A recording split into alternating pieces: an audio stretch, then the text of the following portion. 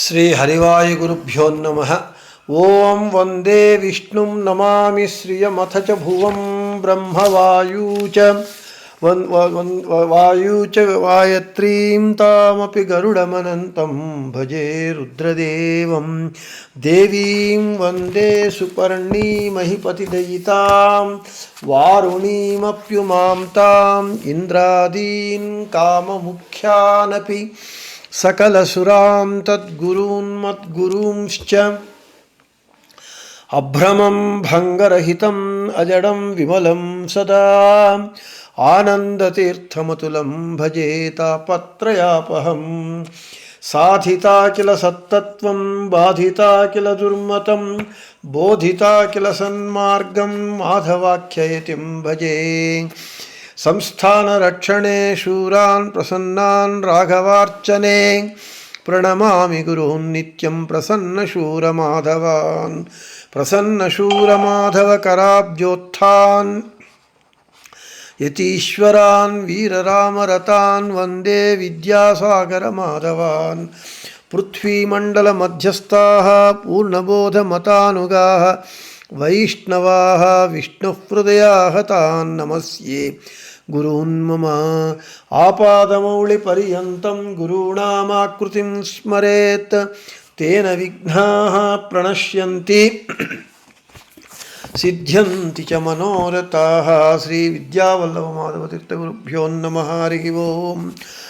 ಓಂ ವಿಶ್ವಂ ವಿಷ್ಣುರ್ವಶಕ್ಕಾರೋ ಭೂತಭವ್ಯಭವತ್ಪ್ರಭುಃ ಭೂತಕೃದ್ಭೂತಭೃದ್ಭಾವೋ ಭೂತಾತ್ಮ ಭೂತಭಾವನಃ ಅಮೃತಾಂಶೂದ್ಭವೋ ಭಾನುಶಶಬಿಂದುಃ ಸುರೇಶ್ವರಃ ಔಷಧಂ ಜಗತಃ ಸೇತುಃ ಸತ್ಯಧರ್ಮ ಪರಾಕ್ರಮಃ. ನಿನ್ನೆ ದಿನ ನಮ್ಮ ವಿಷ್ಣು ಸಹಸ್ರನಾಮ ಪಾಠದಲ್ಲಿ ಸತ್ಯಧರ್ಮ ಪರಾಕ್ರಮ ಎಂಬುವಂತಹ ಭಗವಂತನ ಹೆಸರನ್ನು ಕುರಿತು ಹೇಳಿಕೊಂಡಿದ್ದೇವೆ. ಯಾರು ಭಗವಂತನಲ್ಲಿ ಪ್ರೀತಿಯಿಂದ ಅವನಲ್ಲೇ ಮನಸ್ಸಿಟ್ಟಿರ್ತಾರೋ ಅವರಲ್ಲಿ ಭಗವಂತ ಇರ್ತಾನೆ ಪ್ರೀತಿಯಿಂದ ಅಂಥೇಳಿ ಭಗವದ್ಗೀತೆಯಲ್ಲಿ ಭಗವಂತ ಹೇಳಿದ್ದಾನೆ. ಯೇ ಭಜಂತಿ ತು ಮಾಂ ಭಕ್ತ್ಯಾ ಮಯಿತೆ ತೇಷು ಚಾಪ್ಯಹಂ ಪ್ರೀತ್ಯಾ ಮಯಿತೆ. ಯೇ ಮಯಿ ಪ್ರೀತ್ಯಾ ವರ್ತಂತೆ ತೇಷ್ಟಹಂ ಪ್ರೀತ್ಯಾ ವರ್ತತೆ ಇತ್ಯರ್ಥಃ.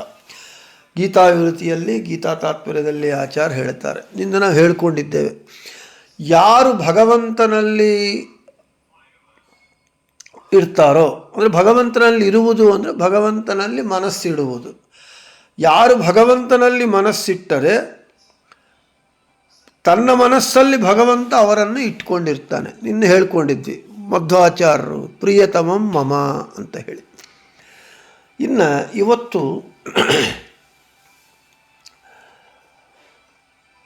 ಸತ್ಯಂ ಭಗವಂತಂ ಹೃದಯೇ ಧಾರಯಂತೀತಿ ಸತ್ಯಧರ್ಮಾಃ.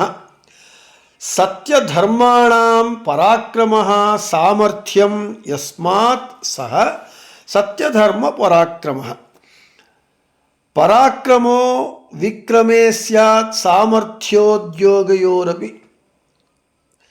ಇನ್ನು ಈ ಯಾರಾದರೆ ಸತ್ಯನಾಮಕ ಭಗವಂತನನ್ನು ಧರಿಸಿಕೊಂಡಿರ್ತಾರೋ ಅಂತಹ ಭಕ್ತರಿಗೆ ಸಾಮರ್ಥ್ಯವನ್ನು ಅನುಗ್ರಹ ಮಾಡ್ತಾನಂತೆ ಭಗವಂತ.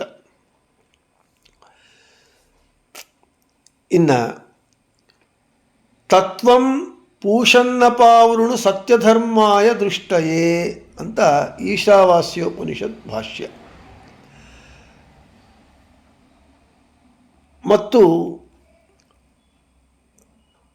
ದೇವತಾಶ್ರಯಮನ್ಯಚ್ಛ ಪೃಥಕ್ ಸತ್ಯಮಿತೀರ್ಯತೆ ಶೇಷವೀಂದ್ರ ಶಿವಾದಿಭ್ಯ ಉತ್ತಮತ್ವಾತ್ ಸದೈವ ಹಿ ವಾಯು ಸದಿತಿ ಸಂಪ್ರೋಕ್ತೋ ಜೀವೇಷು ತು ಸುಪೂರ್ಣತಃ ತೀತಿ ಬ್ರಹ್ಮಾ ಸಮುದ್ದಿಷ್ಟಃ.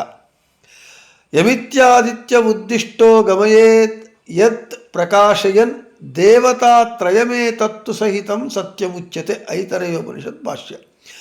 ಇತಿ ಸತ್ಯಂ ವಾಯು ಬ್ರಹ್ಮ ಆದಿತ್ಯಶ್ಚ ತೇಷಾಂ ಧರ್ಮಃ ಪರಾಕ್ರಮಃ ಸಾಮರ್ಥ್ಯಂಚ ಯಸ್ಮಾತ್ ಸಹ ಸತ್ಯಧರ್ಮ ಪರಾಕ್ರಮ.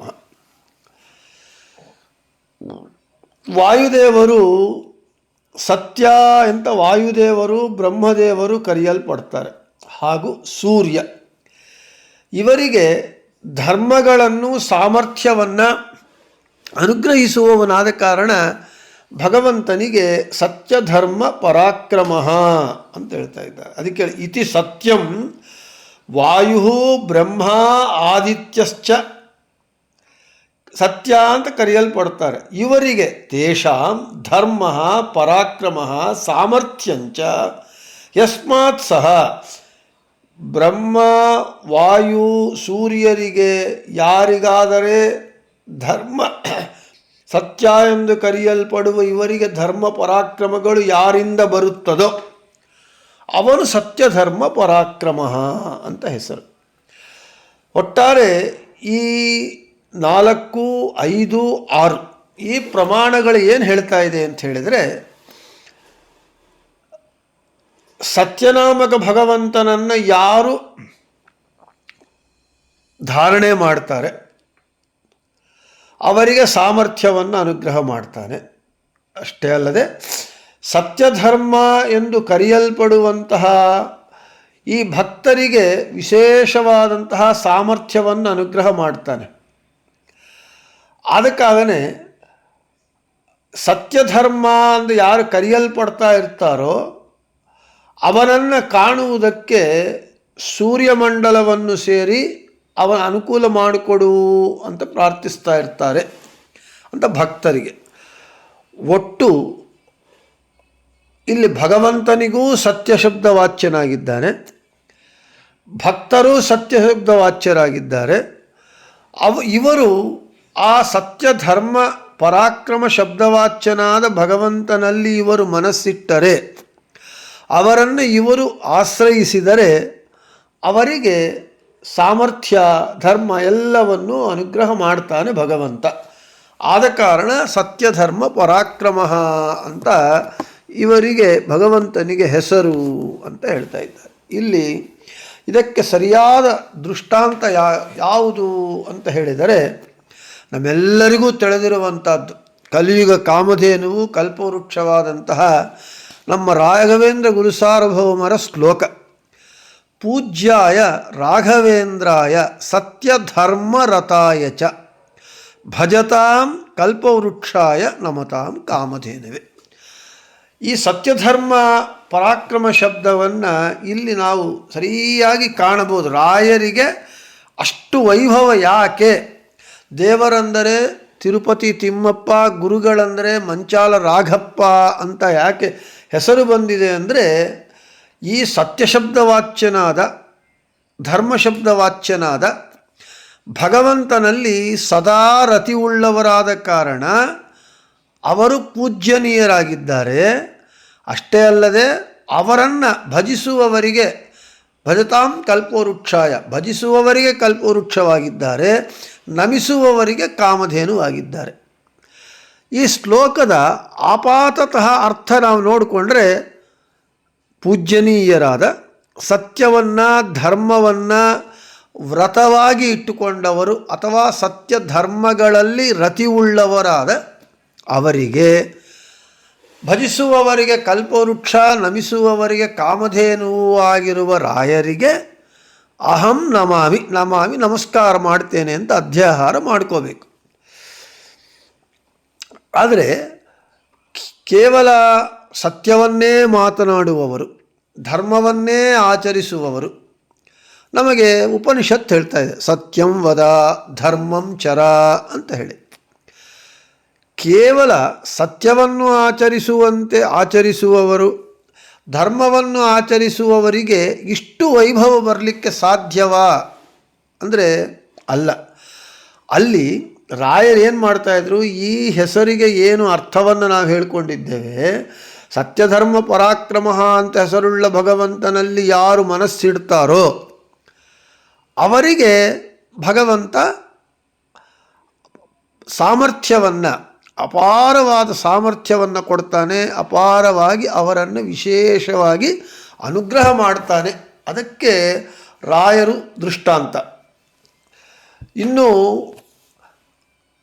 ಅರ್ಥಿಕಲ್ಪಿತ ಕಲ್ಪೋಯಂ ಪ್ರತ್ಯರ್ಥಿ ಗಜಕೇಸರಿ ವ್ಯಾಸತೀರ್ಥ ಗುರುರ್ಭೂಯಾತ್ ಅಸ್ಮದಿಷ್ಟಾರ್ಥ ಸಿದ್ಧಯೇ.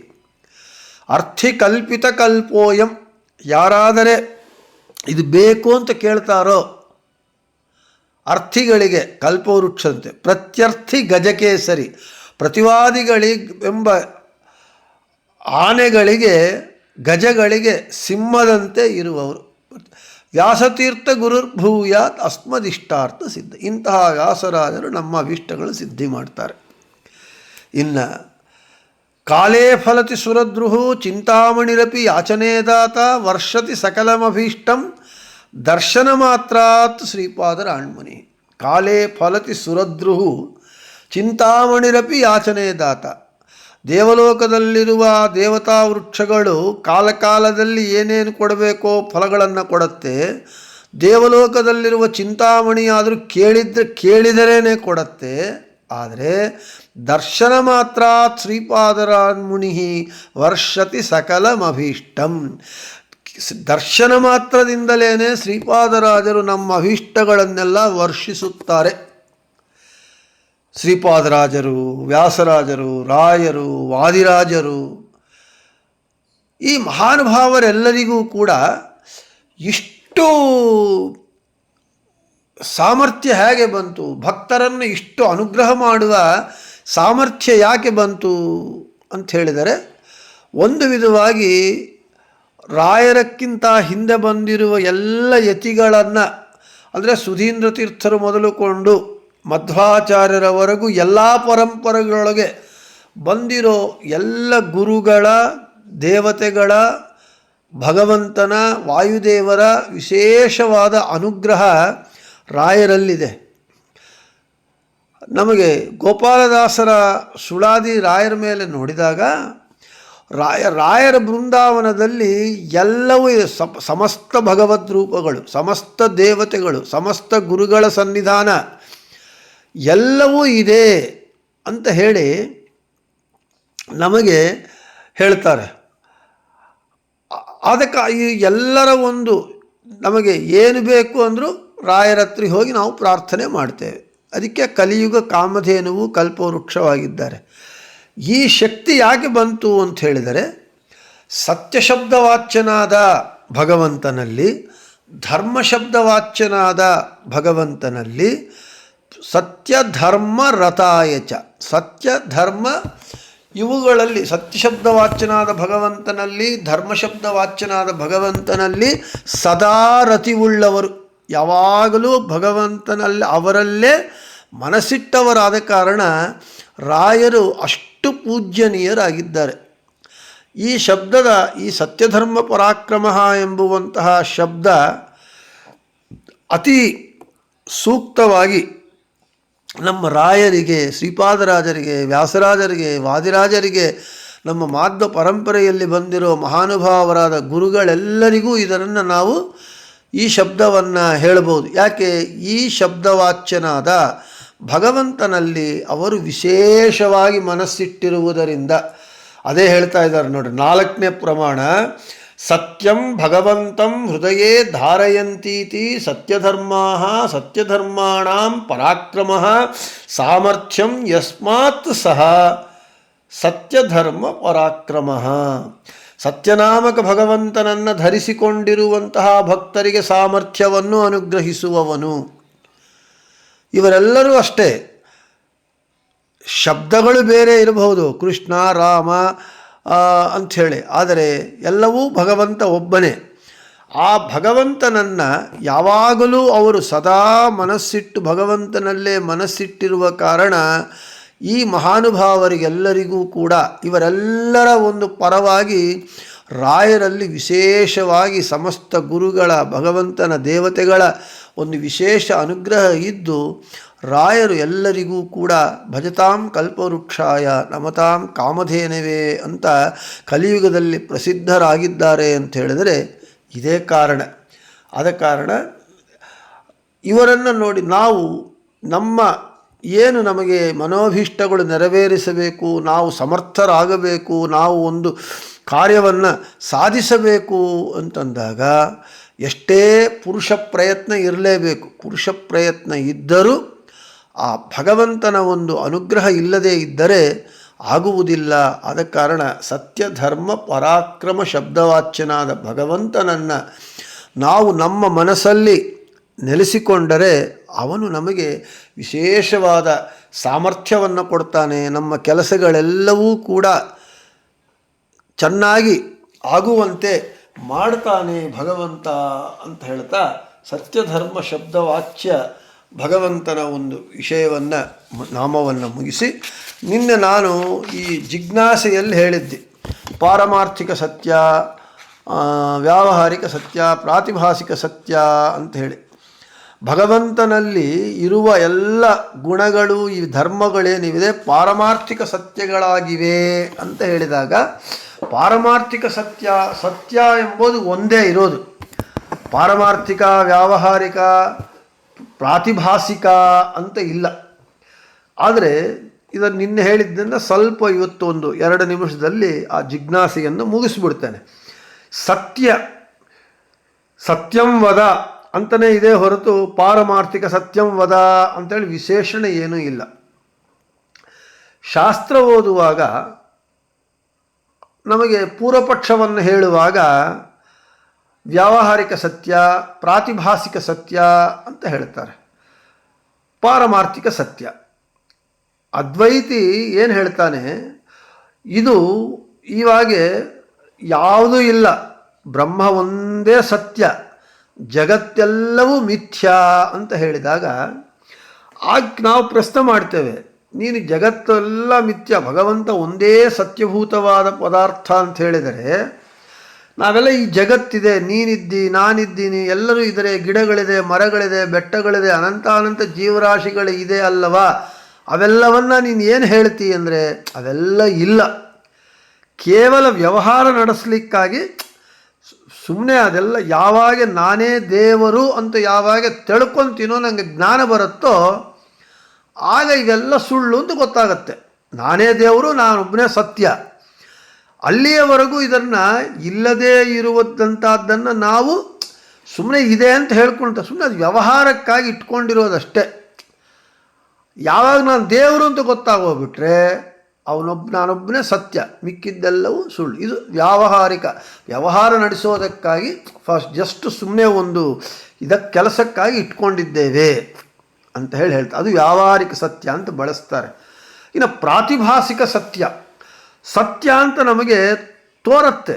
ಶುಕ್ತಿ ರಜತ, ಶುಕ್ತಿಯ ಮೇಲೆ ಅಂದರೆ ಕಪ್ಪೆ ಚಿಪ್ಪಿನ ಮೇಲೆ ಸೂರ್ಯನ ಬೆಳಕು ಬಿದ್ದಾಗ ಅದು ಬೆಳ್ಳಿ ಅಂತ ತೋರುತ್ತೆ. ಅದು ಪ್ರಾತಿಭಾಸಿಕ ಸತ್ಯ, ಜಸ್ಟ್ ಫ್ಲ್ಯಾಶ್ ತೋರ್ತಾ ಇದೆ, ಬಟ್ ನಿಜವಾಗಲೂ ಬೆಳ್ಳಿ ಅಲ್ಲ. ಇದು ಶಾಸ್ತ್ರದಲ್ಲಿ ಪೂರ್ವಪಕ್ಷವನ್ನು ಹೇಳುವಾಗ ವ್ಯಾವಹಾರಿಕ ಸತ್ಯ, ಪಾರಮಾರ್ಥಿಕ ಸತ್ಯ ಅಂತ ಹೇಳ್ತೇವೆ. ಇದು ಪ್ರಾತಿಭಾಸಿಕ. ಆದರೆ ಸತ್ಯ ಎಂಬುದು ಅಂದರೆ ಸತ್ಯಭೂತವಾದ ಸತ್ಯ, ಪಾರಮಾರ್ಥಿಕವಾದದ್ದು ಅಂದರೆ ಸತ್ಯವಾದ ಸತ್ಯ. ಆದ ಕಾರಣ ಸತ್ಯ ಎಂಬುದಕ್ಕೆ ಯಾವ ವಿಶೇಷಣವೂ ಇಲ್ಲ, ಶಾಸ್ತ್ರದಲ್ಲಿ ಎಲ್ಲಿ ಇಲ್ಲ. ಆದ ಕಾರಣ ಈ ಸತ್ಯದಲ್ಲಿ 3 ಪ್ರಕಾರಗಳು ಇಲ್ಲ ಎಂಬುದು ನಮಗೆ ಸಿದ್ಧವಾಗುತ್ತೆ. ಸತ್ಯ ಅಂದರೆ ಪಾರಮಾರ್ಥಿಕವಾದದ್ದೇ ಸತ್ಯ. ನಿಜ ಹೇಳು ಅಂದರೆ ನಿಜವಾದ ನಿಜ ಹೇಳ, ನಿಜವಾದ ಸುಳ್ಳು ಹೇಳ, ಸುಳ್ಳಾದ ನಿಜ ಹೇಳ ಅಂತೇಳಿ ಏನು ಇದು ಅದರೊಳಗೆ ಇದಿರಲ್ಲ, ವಿಕಲ್ಪಗಳು ಅಂತ ಹೇಳ್ತೇವೆ. ಅದರೊಳಗೆ ಬೇರೆ ಬೇರೆ ಇನ್ನೇನೂ ಇರೋದಿಲ್ಲ. ಸತ್ಯ ಅಂದರೆ ಸತ್ಯವೇ. 3 ಈ ಪ್ರಕಾರವಾದ ಸತ್ಯಗಳು ಇಲ್ಲ ಎಂಬುದು ಸಿದ್ಧಾಂತ. ಇನ್ನು ಜಿಜ್ಞಾಸೆಯನ್ನು ಮುಗಿಸಿದ ನಂತರ ಬೃಹತಿ ಸಹಸ್ರದ ಪ್ರಕಾರ ಓಂ ಸತ್ಯಧರ್ಮ ಪರಾಕ್ರಮಾಯ ನಮಃ, ಓಂ ಪ್ರಬ್ರವಾಮ ಶ್ರಿಯೇ ಸುದೃಶೋ ವಪುರಸ್ಯ ಸರ್ಗಾಃ ಸ್ವರ್ಣಚಿತ್ರತಮಮಿಷ ಆಗೋಹೋ ದ್ರುಹಂ ಜಿಘಾಂಸನ್ ಧ್ವರ ಸಮನಿಂದ್ರಾಂ. ಇಂದ್ರನೇ, ತೇ ನಿನ್ನ ಮಹಿಮೆಯನ್ನು ನಾವು ಪ್ರಬ್ರವಾಮ ಚೆನ್ನಾಗಿ ಹೇಳುತ್ತೇವೆ.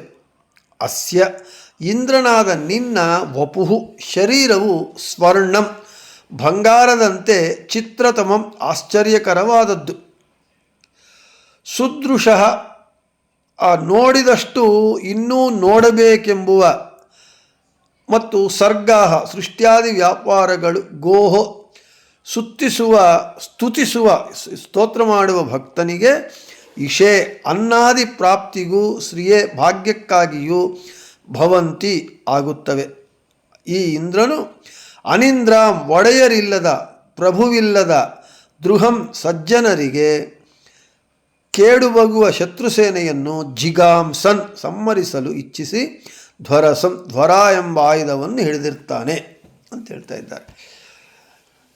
ಇಲ್ಲಿ ಭಗವಂತನನ್ನು ಈ ಸಾಧನ ಶರೀರ ದೇವರು ಕೊಟ್ಟಿದ್ದಾನೆ. ಈ ಸಾಧನ ಶರೀರವನ್ನು ಕೊಟ್ಟಿರುವಾಗ ನಾವೇನು ಮಾಡಬೇಕು? ನರಜನ್ಮ ಬಂದಾಗ ನಾಲಿಗೆ ಇರುವಾಗ ಕೃಷ್ಣ ಎನ್ನಬಾರದೆ ದೇವರ ಸ್ತೋತ್ರ ಹೇಳಬೇಕು, ಭಗವಂತನನ್ನು ಕೊಂಡಾಡಬೇಕು.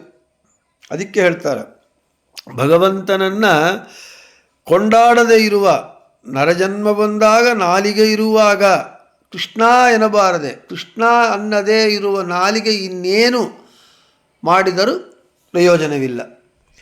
ಭಗವಂತನನ್ನು ನೋಡಿದಷ್ಟು ಮತ್ತಿಷ್ಟು ನೋಡಬೇಕೆಂಬ ಆಸೆ, ನೋಡಬೇಕು ಅಂತ ಅನಿಸುತ್ತೆ. ನಮ್ಮ ಸ್ವಾಮಿಗಳು ಹೇಳಿದಂತೆ ಎಷ್ಟು ಚೆಲುವನೋ ವೀರರಾಮ ನೀನೆಷ್ಟು ಚೆಲುವನೋ ಅಂತ ಹೇಳ್ತಾ, ನೋಡಿದರೆ ಮತ್ತಿಷ್ಟು ನೋಡಬೇಕು. ಆ ಭಗವಂತನ ಕಾಂತಿ ಹೇಗಿರುತ್ತೆ ಅಂದರೆ ಒಳ್ಳೆ ಬಂಗಾರದಂತೆ ಹೊಳಿತಾ ಇರುತ್ತಂತೆ. ಭಗವಂತ ಸರೇ ರಾಯರ ಧ್ಯಾನ ಶ್ಲೋಕದಲ್ಲಿ ತಪ್ತ ಕಾಂಚನ ಸಂಕಾಶಂ ಅಕ್ಷಮಾಲಾ ಕಮಂಡಲಂ ದೌರ್ಭ್ಯಾಂ ದದಾನಂ ಕಾಷಾಯ ವಸನಂ ರಾಮಮಾನಸಂ ಯೋಗೀಂದ್ರ ತೀರ್ಥ ವಂದ್ಯಾಂಗ್ರಿಂ ತುಳಸೀಧಾಮಭೂಷಿತಂ ಅಂತ ಹೇಳ್ತಾ, ರಾಯರು ಹೇಗಿರ್ತಾರೆ, ಎಂತಹ ರಾಯರನ್ನು ನಾವು ನಮ್ಮ ಮನೋಫಲಕದ ಮೇಲೆ ಚಿತ್ರಿಸಿಕೊಂಡು ಓಂ ಶ್ರೀ ರಾಘವೇಂದ್ರಾಯ ನಮಃ ಅಂತ ಅಷ್ಟಾಕ್ಷರ ಮಂತ್ರ ಜಪ ಮಾಡಬೇಕು ಅಂತ ಹೇಳಿದರೆ, ತಪ್ತ ಕಾಂಚನ ಸಂಕಾಶಂ ಚೆನ್ನಾಗಿ ಪುಟಕ್ಕೆ ಇಟ್ಟಿರುವ ಬಂಗಾರ ಹೇಗೆ ಹೊಳೆಯುತ್ತೋ ಅಂತಹ ವಪುಃ ಕಾಂತಿ ದೇಹದ ಶರೀರ ಕಾಂತಿ ಉಳ್ಳವ ಅಕ್ಷಮಾಲಾ ಕಮಂಡಲಂ ಜಪದ ಮಣಿ ಕಮಂಡಲ ಹಿಡ್ಕೊಂಡು ತುಳಸಿ ಮಾಲೆಯನ್ನು ಹಾಕ್ಕೊಂಡು ತನ್ನ ಹೃದಯ ಕಮಲದಲ್ಲಿ ತಮ್ಮ ಉಪಾಸ್ಯ ಮೂರ್ತಿ ರಾಮಚಂದ್ರನನ್ನು ಇಟ್ಟುಕೊಂಡು ತೇಜೋಮೂರ್ತಿ ಕಾಷಾಯ ವಸನಗಳು ಉಟ್ಕೊಂಡಿರುವಂತಹ ತೇಜೋಮೂರ್ತಿಯಾದ ರಾಘವೇಂದ್ರರನ್ನು ಧ್ಯಾನಿಸಿದರೆ ಧ್ಯಾಯೇತ್ ಇಷ್ಟಾರ್ಥ ಸಿದ್ಧೈ. ಮನೆಯಲ್ಲ ಇಂತಹ ಭಗವದ್ಭಕ್ತರೇ ಇಷ್ಟು ತೇಜೋಮೂರ್ತಿಗಳಾಗಿದ್ದಾಗ ಆ ಭಕ್ತರಿಗೆ ತನ್ನ ತೇಜಸ್ಸನ್ನು ಅನುಗ್ರಹ ಮಾಡುವ ತೇಜೋಮೂರ್ತಿಯಾದ ಭಗವಂತ ಇನ್ನು ಎಷ್ಟು ತೇಜೋಮೂರ್ತಿಯಾಗಿರ್ತಾನೆ, ಬಂಗಾರದಂತೆ ಒಳ್ಳೆ ಕಾಂತಿ ಬೀರ್ತಾ ಇರ್ತಾನಂತೆ. ಆಶ್ಚರ್ಯಮಯವಾಗಿರುತ್ತೆ ಅವನ ಶರೀರ. ಯಾಕೆ? ಅಪ್ರಾಕೃತವಾದದ್ದು, ನಮ್ಮ ಊಹೆಗೂ ಸಿಲುಕದೇ ಇರುವಂಥ. ಅದಕ್ಕೆ ಕಲ್ಯಾಣಾದ್ಭುತ ಗಾತ್ರಾಯ ಕಾಮಿತಾರ್ಥಪ್ರದಾಯಿನೇ ಅಂತ ಹೇಳ್ತಾ ಇದ್ದಾರೆ. ಅದ್ಭುತ ಗಾತ್ರ ಒಂದು. ಎಷ್ಟು ಗಾತ್ರ ಅಂದರೆ ಶರೀರ, ಕಲ್ಯಾಣ ಕಲ್ಯಾಣ ಗುಣಗಳಿಂದ ಅದ್ಭುತವಾದ ಗಾತ್ರ. ಅದಕ್ಕೆ ತಮದ್ಭುತಂ ಬಾಲಕಂ ಅಂಬುಜೇಕ್ಷಣಂ ಅಂಥೇಳಿ ಭಾಗವತದಲ್ಲಿ ಕೃಷ್ಣ ಹುಟ್ಟಿದ ಕೂಡಲೇ ಅವನು ಅದ್ಭುತನಾದ ಬಾಲಕನಾಗಿದ್ದಾನೆ ಅಂತ ಹೇಳ್ತಾ ಇದ್ದಾರೆ. ಅದ್ಭುತವಾಗಿದ್ದ ಅವನ ಶರೀರ ಅದ್ಭುತವಾಗಿದೆ. ಭಗವಂತನನ್ನು ನಾವು ಎಷ್ಟು ಕೊಂಡಾಡ್ತೇವೆ, ಎಷ್ಟು ಸ್ತೋತ್ರ ಮಾಡ್ತೇವೆ, ಅವನು ಸ್ತೋತ್ರ ಪ್ರಿಯ. ಅದಕ್ಕೆ ವಿಷ್ಣು ಸಹಸ್ರನಾಮ ಸ್ತೋತ್ರ. ಭಗವಂತ ಸ್ತೋತ್ರ ಪ್ರಿಯ. ಅವನನ್ನು ನಾವು ಎಷ್ಟು ಸ್ತೋತ್ರ ಮಾಡ್ತೇವೆ, ಕೊಂಡಾಡ್ತೇವೆ, ಅವನು ಅಷ್ಟು ನಮಗೆ ಅನುಗ್ರಹ ಮಾಡ್ತಾನೆ. ತನ್ನ ಯಾರು ಸ್ತೋತ್ರ ಮಾಡ್ತಾರೆ ಅಂತಹ ತನ್ನ ಭಕ್ತರನ್ನು ರಕ್ಷಿಸುವುದಕ್ಕಾಗಿ ಕೈಯಲ್ಲಿ ಧ್ವರ ಎಂಬ ಆಯುಧವನ್ನು ಹಿಡಿದಿರ್ತಾನೆ. ಆ ಹಿಡಿದು ಯಾರು ತನ್ನ ಭಕ್ತರಿಗೆ ತೊಂದರೆಯನ್ನು ಕೊಳ್ಳಿಕ್ಕೆ ಬರ್ತಾರೆ, ರಾಕ್ಷಸರ ಗುಂಪನ್ನು, ಅವರನ್ನು ಕೊಚ್ಚಿ ಹಾಕಿಬಿಡ್ತಾನೆ, ಸಂಹರಿಸುತ್ತಾನೆ ಅಂತ ಸೂಚಿಸುವುದಕ್ಕಾಗಿ, ನನ್ನ ಭಕ್ತರಿಗೆ ತೊಂದರೆ ಕೊಡುವಂತಹ ರಾಕ್ಷಸರನ್ನು ಸಂಹರಿಸುತ್ತೇನೆ ಅಂತ ಸೂಚಿಸುವುದಕ್ಕಾಗಿ ಭಗವಂತ ಆಯುಧವನ್ನು ಹಿಡಿದಿದ್ದಾನಂತೆ, ಧ್ವರ ಎಂಬುವ ಆಯುಧವನ್ನು. ಇವತ್ತು ಯಾಕೋ ಎಲ್ಲ ನಮ್ಮ ರಾಯರಿಗೂ ಮತ್ತು ನಮ್ಮ ಮಾಧವತೀರ್ಥ ಮಠದ ಒಂದು ಇದಕ್ಕೆ ಎಲ್ಲ ಅನ್ವಯ ಆಗ್ತಾ ಇದೆ. ನಮ್ಮ ವೀರರಾಮ ಕೂಡ ಬಂಗಾರದ ಖಡ್ಗವನ್ನು ಸೊಂಟದಲ್ಲಿ ಇಟ್ಕೊಂಡಿದ್ದಾನೆ. ಅದಕ್ಕೆ ನಮ್ಮ ಸ್ವಾಮಿಗಳು ಹೇಳ್ತಾರೆ, ಮಧ್ವಾರ್ಚಿತಂ ಮಹಾವೀರಂ ಧರಸ್ಮಿತಂ ದಯಾನಿಧಿಂ ತನು ಮಧ್ಯೆ ಲಸತ್ ಖಡ್ಗಂ ತಂ ನಮಾಮಿ ರಘೂತ್ತಮಂ. ನಮ್ಮ ವೀರರಾಮ ಕೂಡ ದುಷ್ಟರನ್ನು ತಾನು ವೀರ ಅಂತ ತೋರಿಸಿಕೊಡುವುದಕ್ಕಾಗಿ ವೀರತ್ವದ ದ್ಯೋತಕವಾಗಿ ತನ್ನ ಸೊಂಟದಲ್ಲಿ ಬಂಗಾರದ ಖಡ್ಗವನ್ನು ಇಟ್ಟುಕೊಂಡು ದುಷ್ಟರನ್ನು ಸಂಹಾರ ಮಾಡುವುದಕ್ಕಿಟ್ಕೊಂಡಿದ್ದಾನೆ. ಹಾಗೆ ಭಗವಂತ ತನ್ನ ಭಕ್ತರ ರಕ್ಷಣೆಗಾಗಿ ಯಾರು ತನ್ನ ಭಕ್ತರಿಗೆ ತೊಂದರೆಯನ್ನು ಕೊಡ್ತಾರೋ ಅವರನ್ನು ಸಂಹಾರ ಮಾಡುವುದಕ್ಕಾಗಿ ಧ್ವರ ಎಂಬ ಆಯುಧವನ್ನು ಹಿಡಿದಿದ್ದಾನೆ ಅಂತ ಹೇಳ್ತಾ, ಇನ್ನು ನಮಗೆ ಶ್ರಿಯೇ ಸುದೃಶೋ ವಪುರಸ್ಯ ಸರ್ಗಾಃ ಸ್ವರ್ಣ ಚಿತ್ರತಮಮಿಷ ಆಗೋಹೋ ದ್ರುಹಾಂ ಜಿಗಾಂಸನ್ ಧ್ವರ ನಿಂದ್ರಾಂ. ಈ ಇಂದ್ರನ ಎದ್ದು ಕಾಣುವ ಈ ಸೃಷ್ಟ್ಯಾದಿಗಳು ಸ್ತುತಿಪಾಠಕರು ಯಾರು ಭಗವಂತನ ಸೃಷ್ಟ್ಯಾದಿ ಅಷ್ಟಕಾರ್ಯಗಳನ್ನು ಸ್ತೋತ್ರ ಮಾಡ್ತಾರೆ ಅವು ಆಶ್ಚರ್ಯಕರವಾಗಿರುತ್ತೆ. ಇನ್ನು ಯಾರಾದರೆ ಭಕ್ತರಿಗೆ ದ್ರೋಹವನ್ನು ಮಾಡ್ತಾರೆ ದುರುಳರನ್ನು ಸಂಹಾರ ಮಾಡುವುದಕ್ಕಾಗಿ ಧ್ವರ ಎಂಬುವಂತಹ ಆಯುಧವನ್ನು ಹಿಡಿದಿದ್ದಾನೆ ಭಗವಂತ. ಆದ ಕಾರಣ ಅವನು ಸತ್ಯಾಹ ಆಶ್ಚರ್ಯಕರವಾದ ಸೃಷ್ಟ್ಯಾದಿ ಧರ್ಮಗಳು ಉಳ್ಳವನಾಗಿ ಸತ್ಯವಾಗಿರುವವನು, ಬೇರೆಯವರು ಆಕ್ರಮಿಸಲು ಆಯುಧ ಹೊತ್ತು ಬೇರೆಯವರನ್ನು ದಂಡಿಸುವುದಕ್ಕೆ ಅವರನ್ನು ಆಕ್ರಮಿಸುವುದಕ್ಕೆ ಆಯುಧ ಹಿಡಿದ ಪರಾಕ್ರಮಿ. ಸತ್ಯ ಹಾಗೂ ಪರಾಕ್ರಮಿ, ಸತ್ಯ ಧರ್ಮ ಪರಾಕ್ರಮ ಎಂಬುವಂತಹ ಭಗವಂತನಿಗೆ ಸತ್ಯಾಹ ಚಿತ್ರತಮ ಧರ್ಮಾಃ ಜಗತ್ಸರ್ಗಾದಯ ಗುಣಾಃ ಯಸ್ಯ ಸಹ ಸತ್ಯಧರ್ಮಃ ಸತ್ಯಧರ್ಮಶ್ಚಾಸೌ ಪರಾಕ್ರಮಶ್ಚ ಸತ್ಯಧರ್ಮ ಪರಾಕ್ರಮಃ. ಸತ್ಯಭೂತವಾದ ಧರ್ಮ ಪರಾಕ್ರಮಗಳು ಯಾವನಿಗೆ ಇದೆಯೋ ಅವನು ಸತ್ಯಧರ್ಮ ಪರಾಕ್ರಮ ಎಂದು ಕರೆಯಲ್ಪಡ್ತಾನೆ ಅಂತ ಬೃಹತಿ ಸಹಸ್ರದ ಪ್ರಕಾರ ನಾವು ಈ ಹೇಳಿ ಮುಗಿಸಿ, ಇನ್ನು ನಾಳೆ 32ನೇ ಶ್ಲೋಕ. ಭೂತಭವ್ಯ ಭವನ್ನಾಥ ಪವನಃ ಪಾವನೋ ಅನಲಃ ಕಾಮಃ ಕಾಮಕೃತ್ ಕಾಂತಃ ಕಾಮಃ ಕಾಮಪ್ರದಃ ಪ್ರಭು ಎಂಬುವ ಶ್ಲೋಕವನ್ನು ಹೇಳ್ಕೊಂತ ನಾಳೆ ಭೂತಭವ್ಯ ಭವನ್ನಾಥ ಎಂಬುವಂತಹ ಹೆಸರನ್ನು ಹೇಳ್ಕೊಳ್ಳೋಣ ಅಂತ ಹೇಳ್ತಾ ಶ್ರೀಕೃಷ್ಣಾರ್ಪಣಮಸ್ತು ಮಧ್ವೇಶಾರ್ಪಣಮಸ್ತು. ಎಲ್ಲರಿಗೂ ಶುಭಮಸ್ತು.